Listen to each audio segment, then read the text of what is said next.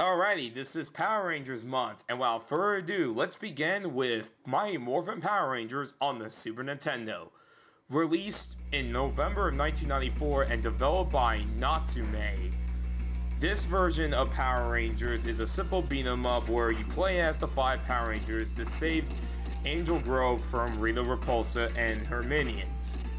There are 7 levels, and 5 of them you play as the Power Rangers, while the last 2 levels you are the Megazord battling a monster, and the final boss Cyclopsis. When you begin the level, you're not in your Power Ranger suit just yet. You actually have to beat up a couple putties, and then you morph into the Power Ranger around about almost halfway through the level. And then the second half of the level, you're in your Power Ranger suit battling enemies, putties, and of course, dodging obstacles. So yeah, it's not a simple go run to a corner beat 'em up. There's actually a couple of platforming, which makes this actually pretty nice. Another really cool thing about this game is that every Power Ranger plays different. They have different weapons, different fighting skills, so it's really nice. So for example, Kimberly has her bow and arrow, and it's really awesome if you want to, rather than punch enemies, just shoot them down. Billy has a really awesome trident, although getting to his Blue Ranger is a little bit of a chore. After you complete punching putties a lot, you encounter the boss. The boss can be ranged to be pretty easy or just a little annoying, so just be a little careful. One thing to note is that you only have 3 lives. You die 3 times, you have to start the level all over again. However though, you don't really have to worry about it because this game is actually kind of easy. Not to say it's like too easy where a toddler could beat it, but it's pretty easy.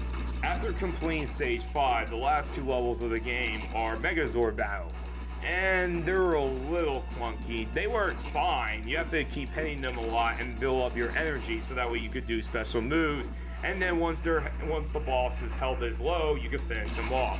The final boss with Cyclopsis is not too hard, but be very careful because the game fakes you into thinking you beat him, only to then reveal that he has one more round in him, and then you have to take him on.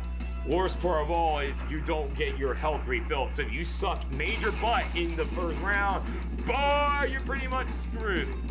But once Cyclops is defeated, Rita leaves, and the town is safe for now. Unless she decides to come back with Lord Zed.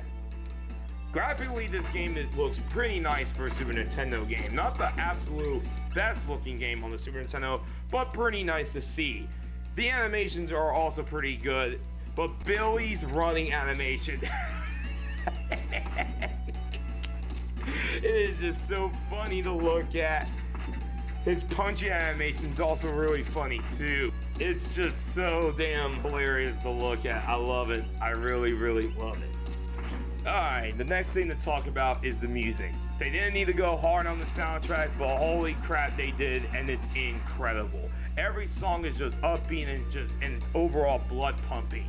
The best song is without a doubt level 4, the city level. It's just so damn good to hear. Stages 1 and 2 are really nice to hear, but stage 4 is just on another level. It almost sounds like it belongs on a Mega Man game. Also, the boss theme is amazing too.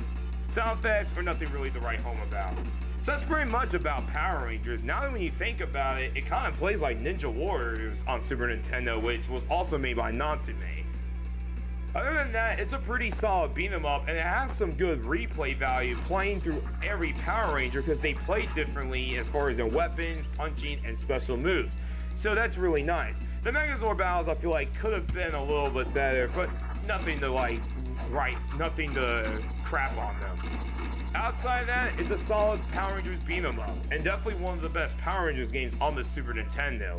Some really like the Mighty Morphin Power Rangers, the movie on Super Nintendo. I'm not one of them. I just think that game is just way too hard, and there's other reasons I didn't like it. But the music is very good also. So you find this game really cheap or in a reasonable price, I highly recommend picking it up. It's a fun, good time to play.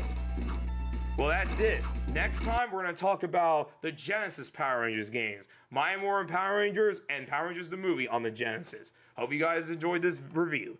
Peace.